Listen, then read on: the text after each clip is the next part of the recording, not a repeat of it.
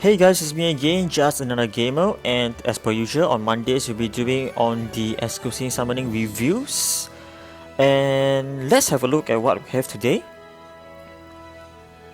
Alright, so for this week, what we have for the net 5 would be Beth. And I just fought the Beth like a few days ago, and this Eternal Sky is actually quite a good skill actually, because on the first hit he will decrease your defense, and on the second hit your defense is already broken, and then this skill comes in, which is like 2 hits. So in short, the second hit actually hit me for like 20k. I can't remember if there is a attack buff on it, but high chance I believe yes. And then a 3 turns debuff is actually very irritating. Just imagine whereby you are like being hit by a Baladion and you don't have any cleanser like Veramos. 2 turns is enough. So what's here 3 turns? Then for this is a AoE attack, which if your damage is if the enemy is actually suffering from a dot, then this damage will actually be increased by 50%. So this is also quite a good skill in terms of like a bit of CC here and there. Okay, so for the second person, what I have is okay. So yeah, we have a Perna here, and well, actually Perna's speed is rather low. I just realized on that. 93, but of course it can be through subs you can get like crazy kind of speed. So Perna for the first skill is actually a stun, just like all the other Phoenix. Then for the second skill is based on the enemy HP and also your attack. So the more HP the enemy has, the attack will be higher. I think this is the same skill as the Tasha, the Wind Phoenix. And for the third skill is actually a heal. For every turn you actually all allies will actually gain 10% HP, and then you will have a self revive, which cooldown is like around 8 turns after that. Yep, it's quite a good guy. Then leader skill, which I don't think anybody uses this for dungeons, cause you go for like the Verde heal, which is here. So okay, here we have his Pumbek, the Wind Pioneer, and then he has a critical lead for 24%, which is quite a good thing, because it's like how we guys use Theomas here and there, because this 24% is really quite good that I feel. Then this skill, if you kill one person, the target, then this skill will be used again and against all enemies. So it's quite a destructing skill, but of course you need to crit for sure, and then you have to set up with a attack buff and also the defense break. So that's when Gideon will come in, and then if you use this skill and kill one guy, you can you probably wipe an AD in like 30 seconds. Probably you could try that out. So on then North Star Wisdom, I think that this is like the one of the time whereby we are able to see the title, the skill name here. So this skill actually puts on the debuff, which is the beneficial. No wait, it actually removes beneficial and also prevent them from gaining. So this is like probably a one-shot killing for the Theomas, or I think that that debuff, the endure buff from Theomas will actually pop out first before this second skill were to come in. So so in that case you can actually have, since it's 2 attacks, you can actually just remove and then you proc in the endure. That means the first hit were to proc the endure buff, and then the second hit were to remove it. So actually that kills it, or else you can just weaken it to pop these prevent of beneficial effects from happening, and then you just kill Theomas in a next hit. That's another way. So for the first hit, the first kill will be a sleep for 2 turns, and then this damage is based on HP, but reverse, the second and third skill is actually based on your attack. Okay, what else do we have? We have here the probably I'll be going for is this Verde heal. Hopefully, maybe. I believe he needs not much introduction. And then Water Anubis is like Mara, the Dark Amazon, but I think the attack and defense, the overall stats should be higher than Mara, because Anubis is actually a 4-star and Amazon is rather squishy. So the main thing about this will be on this second skill, this third skill, which is the passive, and the second skill is actually a branding. So both ways it can actually be of quite a good use. Probably as a support, probably. Yep. But you also need some damage because if you kill the guy, then the guy can't be revived. The vampires, yes, he's good almost like everywhere, and then it's for the passive. When awakened, he gain a 20% per attack bar for the whole party. Per each time he actually does a critical hit on the enemy. So for the first skill is actually 2 hits, and which is 40%. Second skill is actually 20% because it's only 1 hit, and this second skill hits pretty damn hard. I must say that. Alright. So okay, we move on to Leech. Leech is the fire one, whereby when you get passive, then there's this new buff whereby you get attack power and critical rate increase, which is also quite a good thing if you can try this for Necropolis. And I'll be doing a Necropolis video over like the next few days, maybe or maybe not. I might just showcase like my Giants team and my Dragons team, then Necropolis, just one shot, then we just clear everything. And then Julian has a very good high attack, and all his 3 skills are actually on stun. So the second one is actually additional crit rate bonus, so which is also quite good. And when it lands as a critical hit, it will become a stun. So you could probably make this guy like around 65 something percent of critical rate because you add in the extra 30%. Thereabout. But then if you want to use for this skill, then you probably gotta focus more on your critical rate, maybe like 80% base. Yep. Then around probably you guys will be using for fusion. And then you kind of notice that every cycle there's some guy for, yeah, there is one guy everywhere for fusion, for net 3s and net 4s. So okay, for the net 3s for the fusion monsters, what we have would be the Water Griffin, then the Wind Bearman and the Wind Lizardman, and then I don't think I missed out anyone else. So let's move on to next week, because I realized that actually I'm spending a lot of time. I mean, I don't mind repeating, but the video gets very very lengthy. I know about that. So what we have for next week, we have is Yen, which is a Wind Rakshasa, which also is quite a good thing for Necropolis. Then Lich, okay, Necropolis. Then Beretta, he's good for TOA, and if you are building a Katarina, you could use this as a fusion. Next off we have is Lumirisha, which can be good for Dragon's B10 if you guys are starting up and have one of these. You probably want some speed, resist, defense, and then HP, just to make it tanky, so that for the first skill to keep on having the continuous damage, and then you just kill the dragons. But of course you need to left, right, then to kill the boss. That's the auto order. Then okay, so Orion, yes, Orion's pretty good because this skill removes beneficial or even inflict various harmful effects. Well, that's actually quite good. Could probably build one soon. Then Fly will be the defense break for 1 turn, and then this skill will land as a crushing irregardless of the enemy's attribute. Then for the net 5s, what we have should be Ariel, which is the probably like the best few kind of healers out there, especially as a net 5. Then the second skill, which is heal by 50% of the ally, and the third skill is 30% heal and then 15% for next 3 turns. That's a buff, a healing buff. So what else we have is Rika. Rika will be having this leader skill of 38% attack power, no, critical rate for all fire monsters. Then the third skill will actually comes in as a slow, and if the enemy is below 30% HP, this attack will all be a critical hit, which is quite a distracting person, because this Rika might not be the person that does might not be your nuker, but if it slows and then it just do this and that, and the second skill is a stun, then this third skill suddenly pops out and then it's like a kill for the enemy, and the first skill is actually a slow. So practically, as a Occult Girl user, I say that the turns are very very little.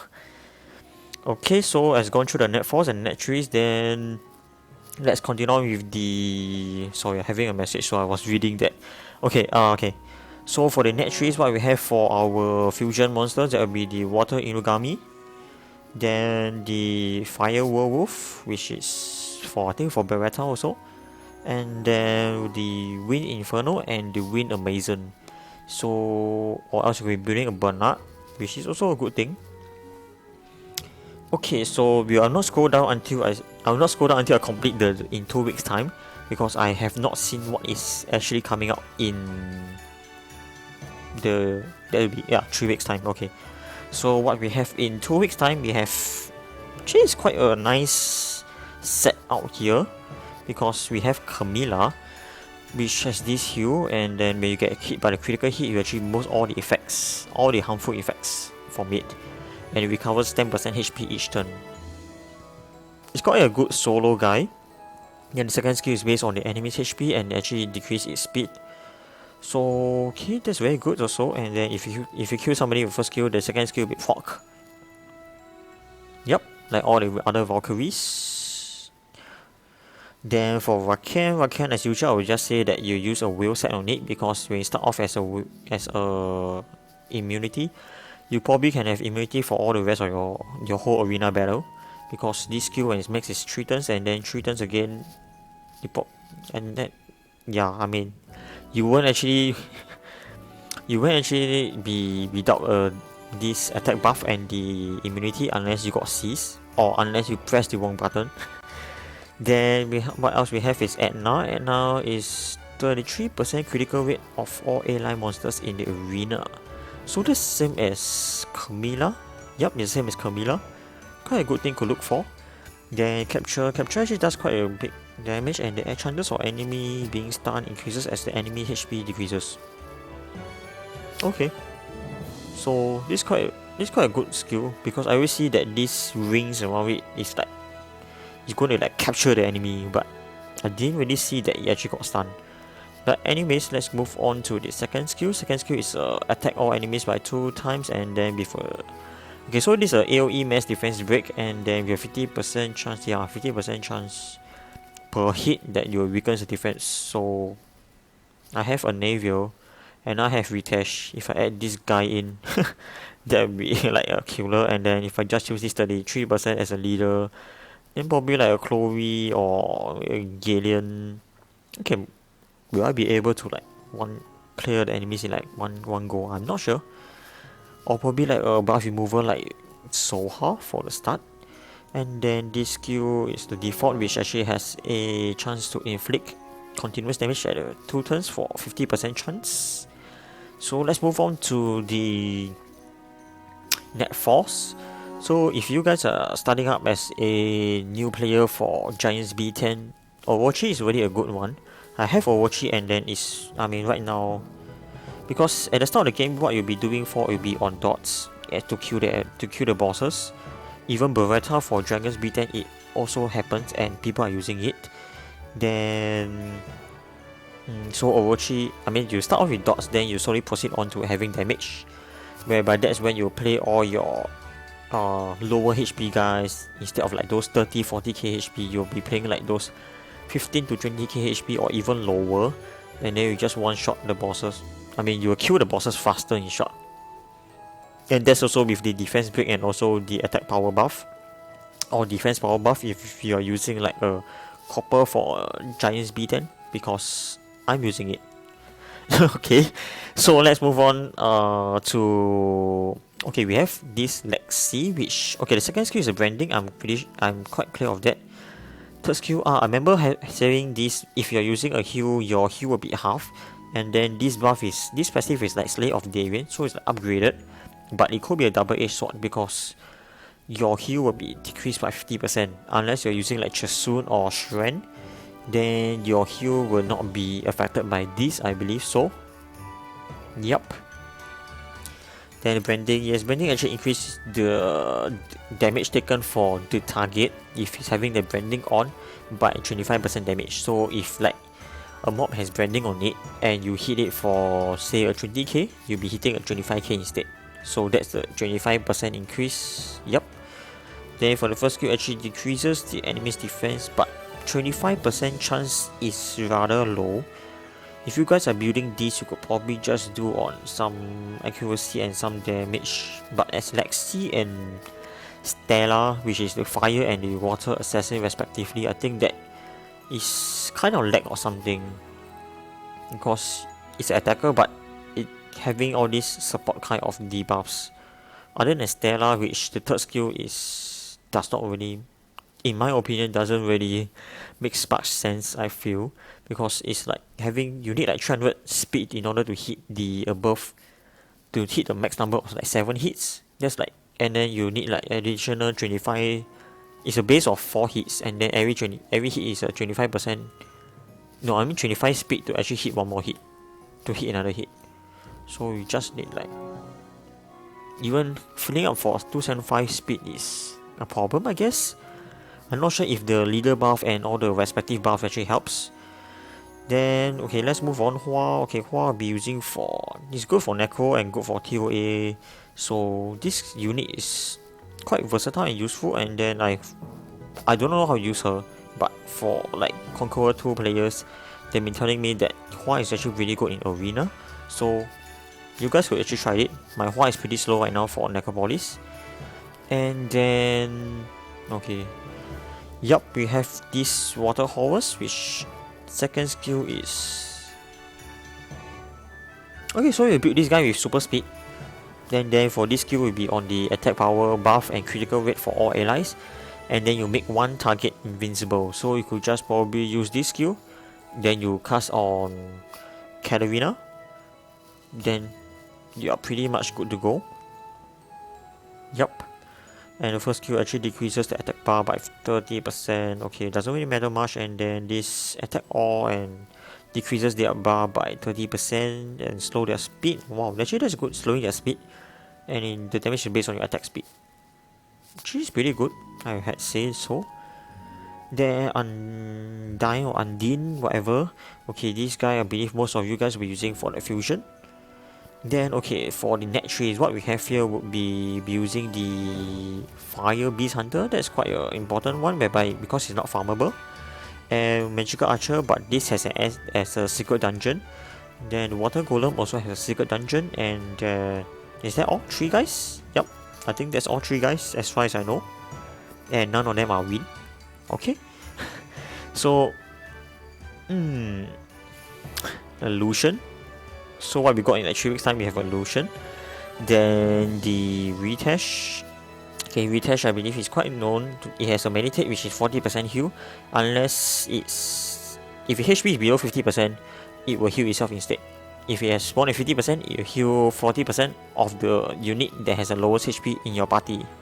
So you can just ignore the description, just listen to mine. And then for the first skill actually is when it is awakened, it actually provokes the enemy. So that's a pretty good skill. And then for the Trick of Wind, it actually is a mass defense break for all the allies. I mean all the enemies. And then this is based on your HP. Then actually no one uses this for that. Then we have Chow, which is close to what Camilla has. I can't really remember. Okay, but let me see. So you are immune to unrecovered effects, and no matter how you be recovering 15% of your HP when your turn ends. So it's okay. So it's when your turn ends, but not the start of your turn. Okay, I mean yeah, I think it's the same thing. Then this skill is if your HP is below a threshold, you will ignore the enemy defense, which is quite good. But Chow doesn't. I say doesn't really kill. That's the problem with it. You see, it's a type. The type is HP. You see, I can bring this here. The type is a HP, but then doesn't really quite help on the stats, because even in non-defense, but your stats is based on HP. Unless his damage is based on HP, then you have a type HP, which is pretty good. But then again, maybe it has some other usage which isn't that popular right now. So okay, let's move on. Chiwu will remove all the buffs. And then for this North Star Wisdom is same as Pumbek, so you could just refer to the start of the video. Then okay, the same thing also. So we have as a net trace is Emma will have this medical support, which is quite a good shield skill, and then it's just quite irritating also. And then Cunning Magic same as Lisa. If you have more than 2 buffs on and you move both of them, and if you remove them, you remove all of them, of course. And then all your allies attack bar be increased by 20%. And the first skill is a glancing of 25% times 2. So you have like, technically you have like 50%. Then we have Jin. I'm not sure I'm rebuilding mine, but he tried to lag or something, but anyway, this is like the only fire unit which is attack based, and then you will actually run him as an attacker, and he has an AoE as a fire guy. I'm not very sure if there's any other units out there who have such a kind of skill. So yes, he's a rather good and okay in attack. So, and the continuous damage here, maybe I might redo him, but sometime later, maybe next month. Then AKL, which will be you guys be using for your fusion, or for me I'll be using for Aria. So it's either way. Then Lucian needs really no instruction, whereby he will just ignore defense for his third skill, and the second skill is inflicts a randoming effect for all enemies.